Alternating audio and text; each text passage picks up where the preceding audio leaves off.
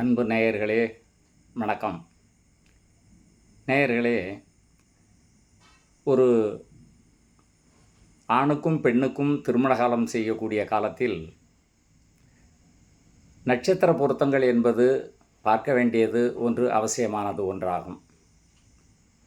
ஒரே நட்சத்திரமாக இருவருக்கும் இருக்கக்கூடாது. ஒரு பொண்ணுக்கோ பிள்ளைக்கோ ஒரே நட்சத்திரமாக இருக்கக்கூடாது. ஒரு 6 நட்சத்திரங்களை தவிர்த்து.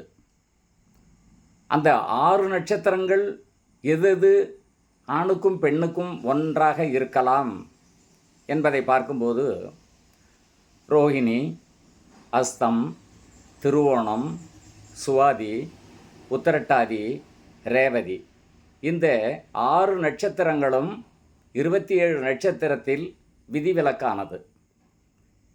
ரோஹிணி ஒரு பெண் ரோஹிணியாகவும் ஒரு பிள்ளை ரோஹிணியாகவும் இருக்கலாம். அதுபோல் அஸ்தம், திருவோணம், சுவாதி, உத்திரட்டாதி, ரேவதி இப்படியாக இருக்கலாம். இப்போ ரோஹிணி, அஸ்தம், திருவோணம் என்பது மூலதிரிகோண நட்சத்திரம். இந்த நட்சத்திரத்தில் ரோஹிணி, அஸ்தம் அப்படி இருக்கக்கூடாது. எந்த நட்சத்திரமாக இருந்தாலும் ஒரு பெண்ணுக்கும் பிள்ளைக்கும் ஒரே நட்சத்திரமாக இருக்க வேண்டும். அப்படியாக இந்த 6 நட்சத்திரத்தை நாம் எடுத்துக்கொள்ளலாம். மற்ற நட்சத்திரங்களெல்லாம் நட்சத்திர பொருத்தம் பார்த்து சேர்க்க வேண்டும்.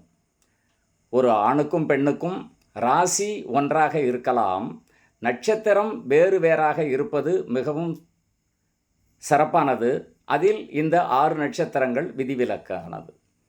நட்சத்திர பொருத்தங்கள் நாம் பார்த்தாலும் கிரகங்களுடைய பொருத்தங்களை முதன்மையாக பார்த்து ஒரு பெண் பிள்ளைக்கு திருமண காலம் செய்வது நல்லது. அதோடு மட்டுமல்லாமல் கிரக சுத்தங்கள் பார்க்க வேண்டும். ஒரு பெண்ணுக்கோ ஆணுக்கோ திருமண காலம் செய்யும்போது 7ஆம் இடத்தில் லானா என்று போட்டிருக்கோம். அந்த லக்னத்தில் இருந்து 7ஆம் இடத்தில் திருமண காலம் செய்யும் காலத்தில் எந்த ஒரு கிரகமும் இருக்கக்கூடாது. அது சுப கிரகமாக இருந்தாலும் பாவ கிரகமாக இருந்தாலும் எந்த ஒரு கிரகமும் இல்லாத நேரத்தில்தான் திருமண காலம் செய்ய வேண்டும். ஒரு எடுத்துக்காட்டு, இப்பொழுது மகர லக்னம் ஒருவருக்கு 7ஆம் இடத்தில் ராகு இருப்பதினால் நிச்சயமாக திருமண காலம் செய்யக்கூடாது நேயர்களே.